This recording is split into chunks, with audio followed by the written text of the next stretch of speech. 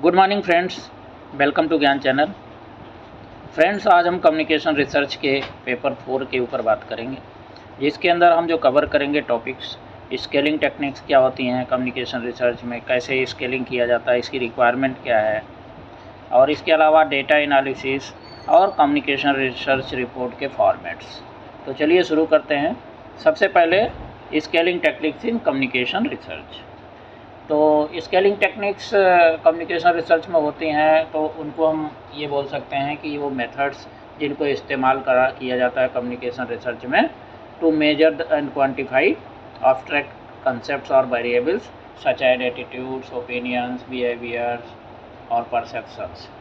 तो ये ताकि जो है उसको स्टैटिस्टिकली हम एनालाइज कर पाएँ।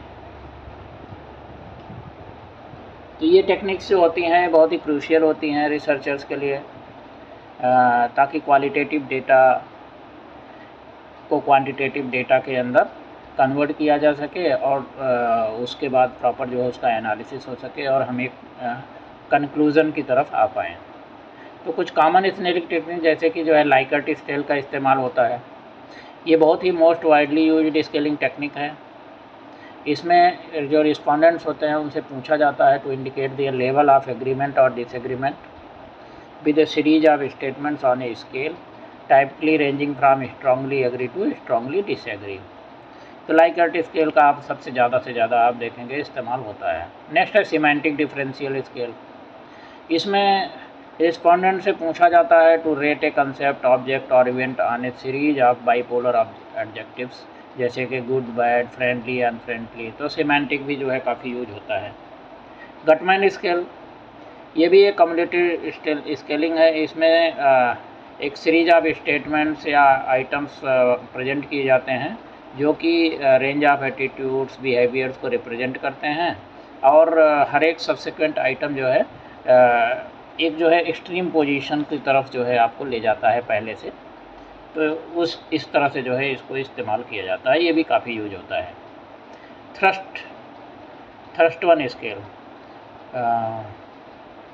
इस टेक्निक में प्रेजेंट किया जाता है रिस्पोंडेंट्स को with a set of statements related to a particular concept and asking them to rate the extent to which they agree with each statement. इसमें लाइकर्ट स्केल की तरह स्टेटमेंट्स जो है उनकी परसीव डिग्री ऑफ फेवरेबलनेस या agreement के हिसाब से जो है मतलब जो है इसमें किया जाता है और उसके बाद रिस्पोंडेंट्स की रेटिंग को न्यूमेरिकल स्कोर्स में जो है उनके रैंकिंग के हिसाब से जो है उसको ट्रांसफॉर्म किया जाता है। बोगार्डस सोशल डिस्टेंस स्केल, ये यूज किया जाता है कम्युनिकेशन रिसर्च में to measure attitudes towards different social groups. Respondents are asked to indicate their willingness to engage in various social interactions जैसे कि मैरी करना, live next door to, be friends with. तो इस तरह से जो है उनके डिफरेंट सोशल ग्रुप से उनसे जो है टाइपली जो है willing, definitely willing, unwilling, definitely unwilling, इस तरह से क्वेश्चंस जो है इस टाइप से जो है आंसर्स उनसे लिए जाते हैं। विजुअल एनालॉग स्केल, इसमें एक तरह से आप जो है दो अपोजिंग स्टेटमेंट्स या एडजेक्टिव्स का इस्तेमाल करके उनको जो है उनका पोजीशन जो है एक लाइन के अंदर इंडिकेट करने के लिए उनके रिस्पांस के थ्रू जो है मांगा जाता है। इसके बाद numeric rating scale, numeric rating में स्केल 1 to 10 के स्केल में जो है दे दिया जाता है और उससे जो है आदमी अपना जिसको जो रिस्पोंडेंट्स होते हैं वो अपना उनका जो ओपिनियन होता है 1 to 10 में रेट कर देते हैं। तो ये सारी जो स्केलिंग टेक्निक्स हैं ये रिसर्चर्स को अलाउ करते हैं to collect quantitative data and then it can be analyzed using various statistical methods to uncover patterns, relationships and trends in communication phenomena. ये बहुत ही एसेंशियल होता है रिसर्चर्स के लिए to select the appropriate scaling techniques based on the research question, nature of the variables being measured and the characteristics of the target population. अब next हम बात करेंगे इसकी ज़रूरत क्या है। तो सबसे पहले क्वांटिफिकेशन ऑफ एब्स्ट्रैक्ट कंसेप्ट्स, जो एब्स्ट्रैक्ट कंसेप्ट्स होते हैं उनका आप एक तरह से क्वांटिफाई कर पाएंगे ताकि जो है उनको बाद में फर्दर इवेलुएट कर पाएँ, एनालिसिस कर पाएँ। मेज़रमेंट को एक तरह से अच्छी तरह स्टैंडर्डाइज हो जाता है इससे। स्टैटिस्टिकल एनालिसिस हो जाता है, जिससे कि फर्दर जो है उसको एवेल्यूएट एनालिसिस करने में मदद मिलती है। और कंपैरिजन को जो है एक तरह से जो है अच्छी तरह से जो फैसिलिटेट कर देता है। आपको ज़्यादा दिमाग लगाने की ज़रूरत ही नहीं है कि आपने उसके बारे में क्या लिखना है, आप उसमें से कोई भी एक सेलेक्ट करना है। ईज ऑफ इंटरप्रिटेशन काफ़ी ईजी हो जाता है। और इन्हेंस रिलायबिलिटी एंड वैलिडिटी, क्योंकि जो है इसको अच्छी तरह से आप समझ लीजिए कि एनालिसिस कर सकते हैं, एक प्रॉपर क्वांटिफिकेशन में डेटा मिल जाता है, तो इसलिए इसकी रिलायबिलिटी और वैलिडिटी भी बढ़ जाती है। इसके अलावा इफेक्टिव कम्युनिकेशन ऑफ फाइंडिंग्स के लिए जो है बहुत ही इफेक्टिव कम्युनिकेशन है, क्योंकि जो है जो भी डेटा है उसको it can be presented in table, chart, graphs, जिसकी वजह से it makes it very easier for researchers to communicate their findings to various stakeholders including academic peers, policy makers and general public. तो हम overall we can say that scaling plays a crucial role in communication research by providing a systematic and rigorous approach to the measurement of variables, thereby facilitating the study of complex communication phenomena and generation of meaningful insights. Next हम बात करेंगे reliability and validity of scales. तो reliability और validity दोनों बहुत ही जो है essential criteria होती हैं। अगर हम रिलायबिलिटी की बात करें तो रिलायबिलिटी का मतलब ये होता है कि कंसिस्टेंसी और stability of measurement over time and across different conditions.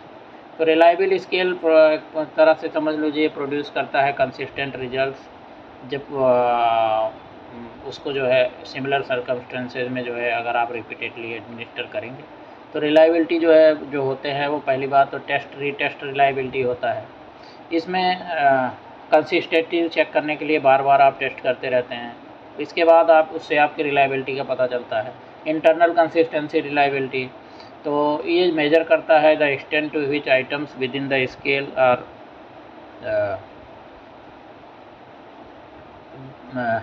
इसमें जो है स्केल के अंदर आपका जो है जो भी चीज़ें होती हैं उनको जो है किस तरह से एक दूसरे से कोरिलेट हैं उसका जो है पता चलता है। इंटर रेटर रिलायबिलिटी, तो ये जो है अप्लाई करता है जबकि जब मल्टीपल रेटर्स और observers are involve in scoring और coding responses. Inter rater reliability measures the consistency of rating और judgments made by different raters. इसके बाद नेक्स्ट हम बात करेंगे वैलिडिटी में। तो पहली बात तो कंटेंट की वैलिडिटी जो है आपको हो जाती है, उसके बाद क्राइटेरिया जितनी भी हैं उनको वैलिडिटी आप करते रहते हैं, और साथ में जो है वैलिडिटी को जो है एक समझ लीजिए एक तरह से उसको कंस्ट्रक्ट वैलिडिटी जो है इसमें क्या करते हैं कि this evaluate the extent to which the scale measures the underlying theoretical construct is purport to measure. तो construct validity is demonstrated through evidence showing that the scale behaves in ways consistent with theoretical predictions and is related to other variables in expected ways। तो हम reliability और validity दोनों को ensure करते हैं कम करने के लिए कम्युनिकेशन रिसर्च में। रिसर्चर्स क्या करते हैं इसके लिए, they employ rigorous methodological techniques during the development and validation process. इसमें जो है पायलट टेस्टिंग हो गया, factor analysis, item analysis, statistical validation procedures, इन सब चीज़ों का इस्तेमाल समझ लीजिए किया जाता है। अभी नेक्स्ट हम बात करेंगे स्केल कंस्ट्रक्शन टेक्निक। तो स्केल कंस्ट्रक्शन बहुत ही कई स्टेप्स से बन करके जो है तैयार होता है स्केल, जिसमें रिलायबल और वैलिड इंस्ट्रूमेंट्स का इस्तेमाल किया जाता है। तो सबसे पहले आपने क्या करना है, कंस्ट्रक्ट को डिफ़ाइन करना है। तो clearly you have to define the construct और variable that the scale have to measure. This involves conceptualizing the construct and specifying its key dimensions and components.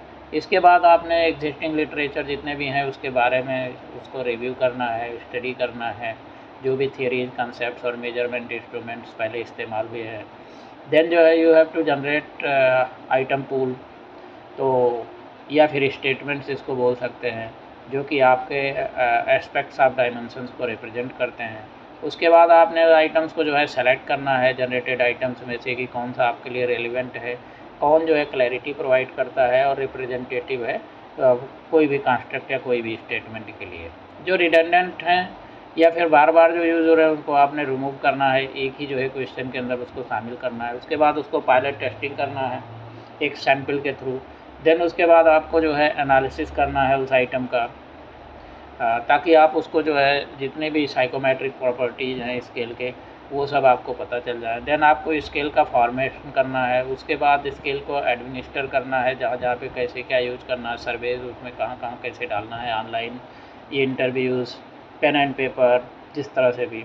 फिर उसके बाद उसका वैलिडिटी असेसमेंट करते रहना है और रिलायबिलिटी का भी असेसमेंट आपने करते रहना है। और उसके बाद आप जो है उसको रिफ़ाइन भी करना है बार बार। अगर कोई आपको समझ में आता है कि कुछ चीज़ें हैं जो उसके अंदर कवर नहीं हो रही हैं, तो उसको आपने रिफ़ाइन करना, रिवाइज़ करना है। उसके बाद फिर जो है उसको आपने फाइनली जब आपको समझ में आ जाता है कि आपका स्केल, आपने जो जो चीज़ें बनाई हैं वो प्रॉपर तरीके से जो आपको रिक्वायरमेंट है उसको कवर कर रहा है, तब आप उसको फाइनल वैलिडेशन के बाद स्केल को जो है लॉन्च कर देंगे फर्दर जो है आप अपने रिसर्च के लिए, पब्लिक के बीच में सर्वे करने के लिए।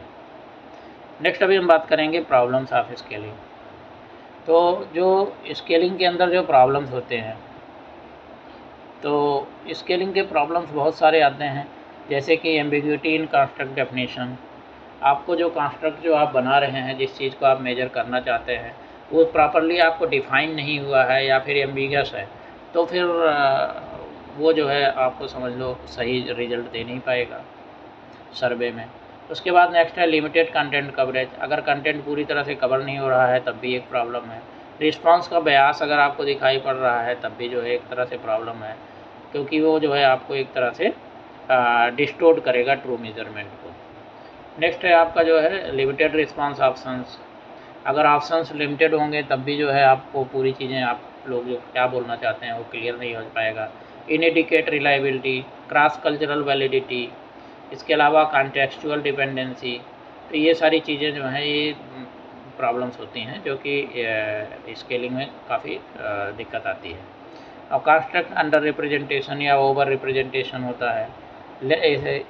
स्केल का लेंथ और एडमिनिस्ट्रेशन बर्डन, बहुत बड़ा लेंथ अगर हो गया तब भी जो है आप उसको एडमिनिस्टर करना लोगों के बीच में वो मुश्किल हो जाएगा। स्कोरिंग और इंटरप्रिटेशन के चैलेंजेज होते हैं, कि आप स्कोरिंग का पैटर्न को अगर सही से नहीं रखेंगे तो फिर आपको उसको बाद में फर्दर एनालिसिस में प्रॉब्लम होगा। तो ये सब चीज़ें जो है स्केलिंग के प्रॉब्लम्स होते हैं। नेक्स्ट हम बात करेंगे डेटा का एनालिसिस कैसे किया जाता है। तो डेटा का एनालिसिस जो किया जाता है, जब आपका सर्वे चीज़ें मिल जाती हैं डेटा, तो उसको पहले तो डिस्क्रिप्टिव एनालिसिस कर सकते हैं। इसके अंदर जो है समराइज़ किया जाता है और डिस्क्राइब किया जाता है basic characteristics of the data, जैसे कि central tendency, mean median mode की मदद से, डिस्पर्सन उसमें क्या हो रहा है, रेंज वेरिएंस, स्टैंडर्ड डेविएशन और डिस्ट्रीब्यूशन। तो इस तरह से एनालिसिस किया जाता है। तो डिस्क्रिप्टिव एनालिसिस स्टैटिस्टिक्स जो है ये क्या है, प्रोवाइड करती है ओवरव्यू डेटा का, और रिसर्चर्स को हेल्प करती हैं to understand the pattern, trends and variability present in the data set. Next है इन्फरेंशियल एनालिसिस। इसके अंदर बहुत सारे इन्फ्रेंसेज या जनरलाइजेशंस बनाए जाते हैं about a population based on the sample data. इसका एम होता है to test hypothesis, assess relationships between variables and determine the statistical significance of findings। Common differential techniques जो होती हैं, जो उसमें हाइपोथेसिस टेस्टिंग हो गया, ए टेस्ट, एनोवा, चाई स्क्वायर टेस्ट। अब इसके बाद कोरिलेशन एनालिसिस हो गया और रिग्रेशन एनालिसिस हो गया। क्वालिटेटिव एनालिसिस में जो है क्या है कि क्वालिटेटिव एनालिसिस में नॉन न्यूमेरिकल डेटा जैसे कि टेक्स्ट, इमेजेज या ऑडियो विजुअल कंटेंट को जो है इस्तेमाल किया जाता है। उसके बाद कंटेंट एनालिसिस। कंटेंट एनालिसिस जो है एक सिस्टमेटिक मेथड होता है एनालाइज करने के लिए कंटेंट को टेक्सचुअल, विजुअल या ऑडियो विजुअल मटेरियल्स की तरह से मदद से to identify patterns, themes and trends. इसमें कोडिंग, कैटेगराइजिंग जो है डेटा को, ये सब चीज़ें शामिल हैं। नेक्स्ट जो है textual analysis. Textual analysis focuses on interpreting written और स्पोकन टेक्स्ट, जैसे कि स्पीचेज, इंटरव्यूज, आर्टिकल्स या social media post, to understand the underlying messages, ideologies and discourses. तो textual analysis techniques include close reading, जैसे कि careful examination of textual details and language use, critical discourse analysis and semiotic analysis. Multivariable analysis. Multivariable analysis इसके अंदर involve होता है relationships को analyse करना अलग अलग वेरिएबल्स के बीच में। नेक्स्ट है जो है mixed method analysis. Mixed method analysis combines quantitative and qualitative approaches to gain a comprehensive understanding of research phenomena.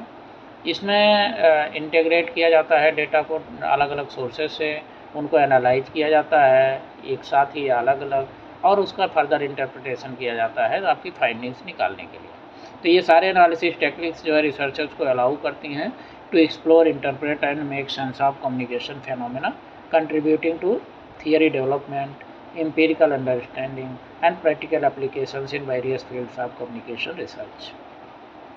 Next हम बात करेंगे इंटरप्रिटेशन और जनरलाइजेशन के अंदर जो है आपको क्या प्रिकॉशंस रखनी चाहिए। सबसे पहले तो आपको कंसीडर करना है कॉन्टेक्चुअल फैक्टर्स को। आपने कॉन्टेक्स्ट को रिकॉग्नाइज करना है जिसके अंदर डेटा कलेक्ट किया गया था, जैसे study population, research setting, socio cultural factors को। उसके बाद आपको सैम्पलिंग बयास कोई नहीं होना चाहिए, उसके ऊपर आपको पक्का ध्यान देना है। इंटरनल वैलिडिटी को आपने एसेस करना है, जिसके अंदर आपको इंश्योर करना है that the study design and methodology are sound and minimise threats to internal validity, जैसे कि कंपाउंडिंग, वेरिएबल्स, मेजरमेंट एरर या रिसर्चर बयास।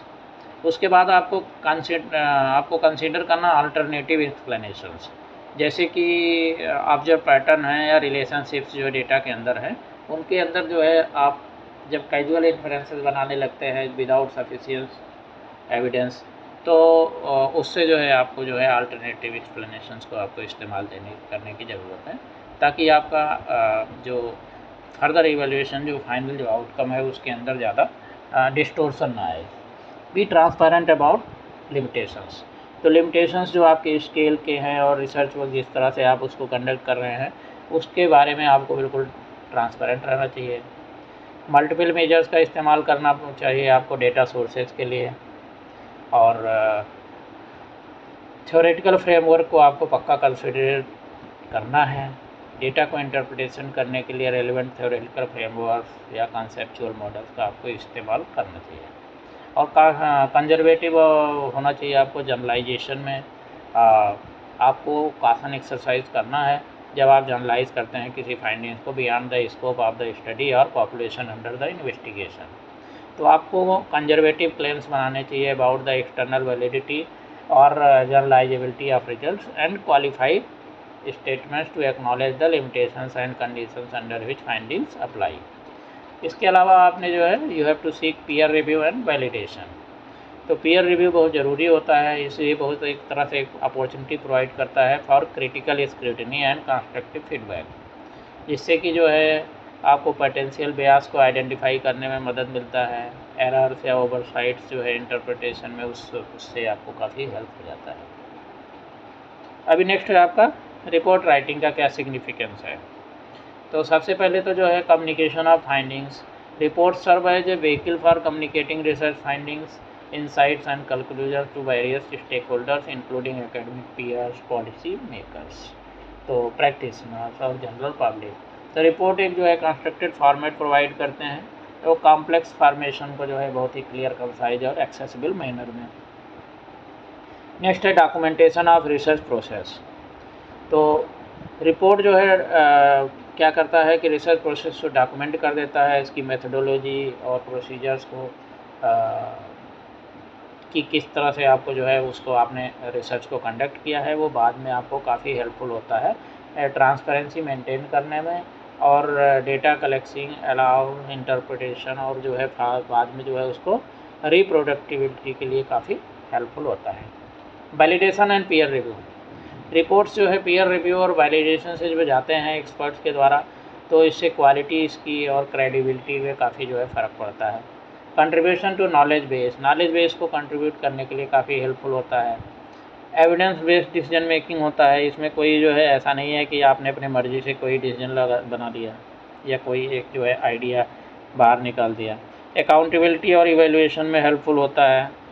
प्रोफेशनल डेवलपमेंट और जो है इसके अलावा जो है आपको नॉलेज का डिसेमिनेशन के लिए काफ़ी हेल्पफुल होते हैं, क्योंकि रिपोर्ट्स जो है एक तरह से एक मीन्स की तरह सर्व करते हैं of disseminating research findings to a wider audience beyond the academic community.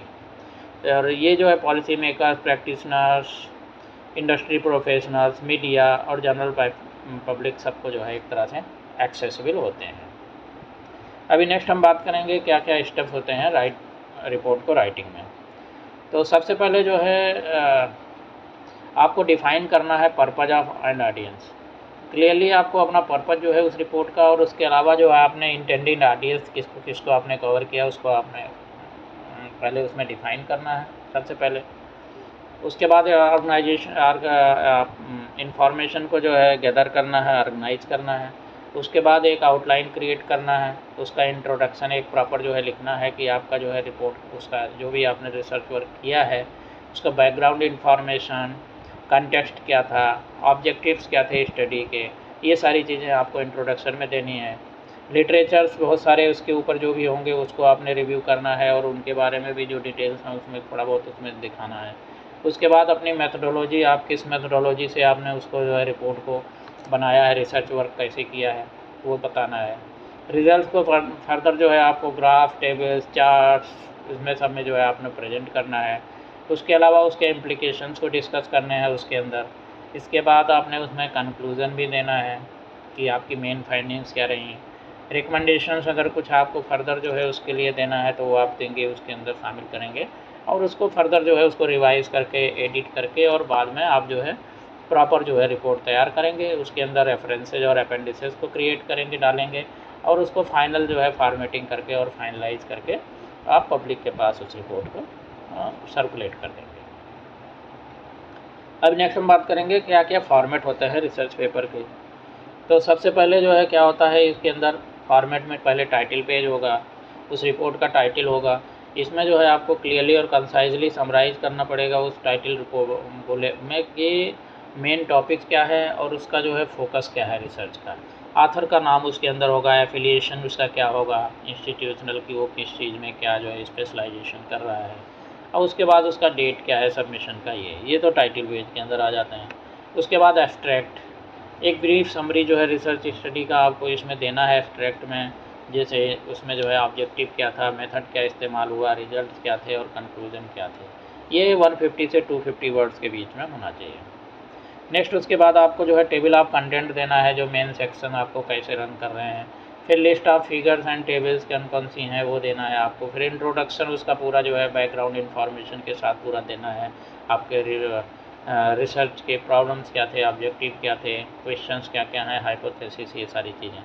उसके बाद आपने लिटरेचर रिव्यू देना है कि आप जो है relevant research literature, theoretical framework सारा जो है वो देना है। उसके बाद मेथडोलॉजी आपने कौन सा जो है रिसर्च में इस्तेमाल किया है, रिजल्ट्स आपके क्या क्या क्या आए हैं। उसके अलावा आपने जो है डिस्कशन में आपको एप्लीकेशंस जितने भी हैं रिसर्च की फाइंडिंग्स के, उनको सबको आपने जो है उसके अंदर प्रॉपर जो है देना है। और बाद में आपने एक जो है कंक्लूज़न देना है उसके अंदर जो पूरा समराइज़ करते हुए। बाद में आपने रेफरेंसेस देने हैं, इसमें आपने कौन कौन सी लिस्ट, क्या क्या सोर्सेज जितने, जहाँ से जो आपको जो भी रिसर्च वर्क में आपको एक तरह से जो है समझ लीजिए कि रेफरेंस मटेरियल मिला वो डालने हैं। अपेंडिसेज उसमें सारी चीज़ें जो भी डेटा, रे डेटा या कुछ भी जो है सर्वे इंस्ट्रूमेंट्स, जो मेथडोलॉजी, इनका सबका जो है एक आप अपेंडिक्स में पूरा का पूरा अब उसको भी जो है आपने शामिल करना है, लगाना है। इसके अलावा बाद में आपने एक एक्नॉलेजमेंट देना है। इसमें जो जो इंडिविजुअल्स, ऑर्गेनाइजेशंस और फंडिंग एजेंसीज जिन्होंने आपके रिसर्च वर्क में कंट्रीब्यूशन किया है उनको आपने एक्नॉलेज भी करना है। तो अगर हम रिपोर्ट के टाइप्स की बात करें तो पहली बात तो रिसर्च रिपोर्ट होता है। रिसर्च रिपोर्ट जो है कोई भी स्टडी किया जाता है या इन्वेस्टिगेशन किया जाता है तो उसका जो है एक तरह से रिपोर्ट प्रोवाइड करता है। टेक्निकल रिपोर्ट्स होते हैं, डिटेल्ड इन्फॉर्मेशन ऑन टेक्निकल और साइंटिफिक प्रोजेक्ट्स, एक्सपेरिमेंट या प्रोसेसेस के ऊपर देते हैं।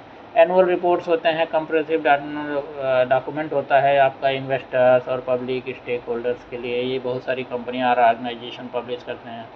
प्रोग्रेस रिपोर्ट्स होता है वो बीच बीच में जो है इन द मिडिल जो है पब्लिश किए जाते हैं। फिजिबिलिटी रिपोर्ट्स होते हैं, जो कोई भी चीज़ कंडक्ट करने जा रहे हैं तो उसकी प्रैक्टिकेबिलिटी क्या है उसको इवेलुएट किया जाता है। इवेलुएशन रिपोर्ट्स होते हैं, किसी चीज़ का इफेक्टिवनेस कितना होगा उसको जो है एसेस करने के लिए। मार्केट रिसर्च रिपोर्ट्स होते हैं, तो ये जो है इनसाइट्स प्रोवाइड करते हैं और एनालिसिस करते हैं मार्केट ट्रेंड्स को, कंज्यूमर बिहेवियर और कॉम्पिटिटिव लैंडस्केप को।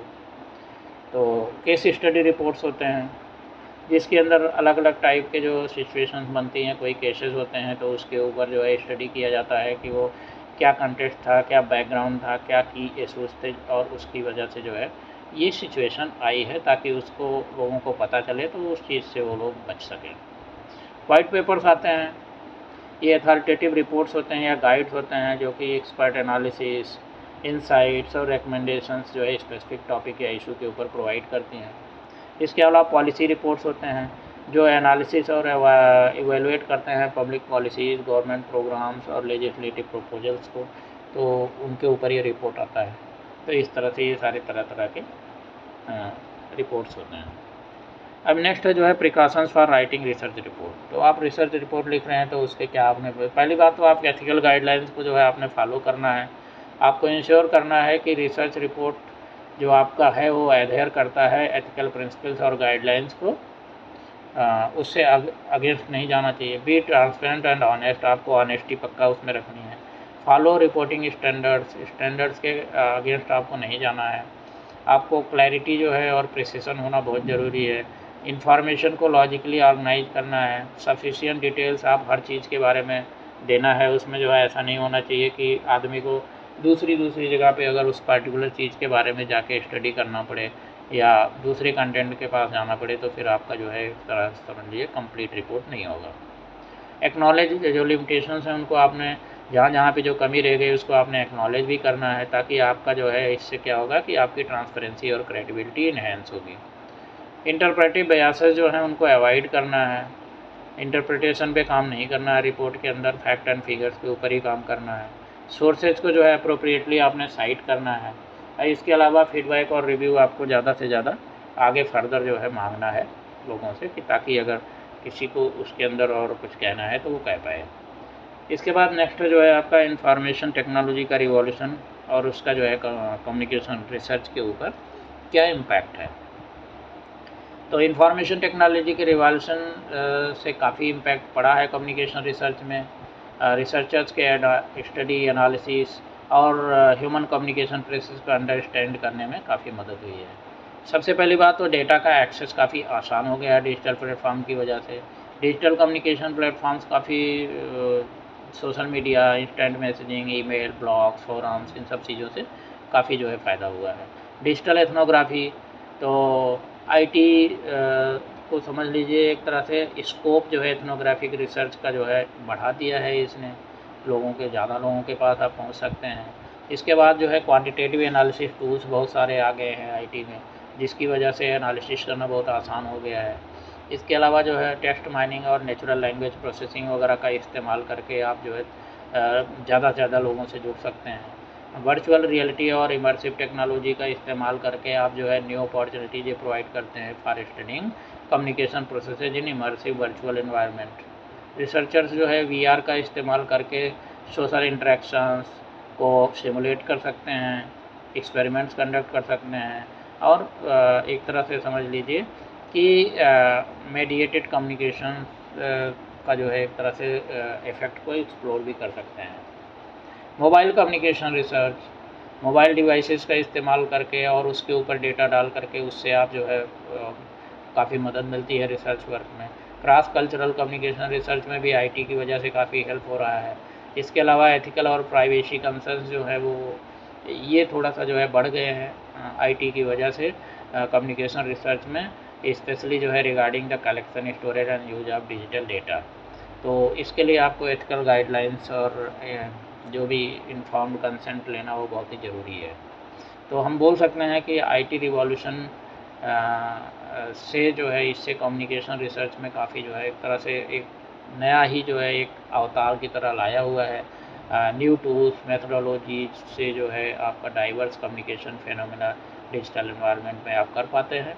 और रिसर्चर्स जो है इनको सबको जो है पक्का अडॉप्ट करना चाहिए, क्योंकि ये बहुत ही रैपिडली इवॉल्विंग लैंडस्केप है और आईटी एडवांसमेंट से जो है आपका नॉलेज और अंडरस्टैंडिंग फील्ड ऑफ कम्युनिकेशन में काफ़ी जो है मदद मिलेगी।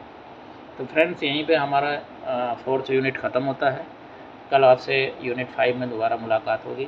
Thank you, have a very nice day.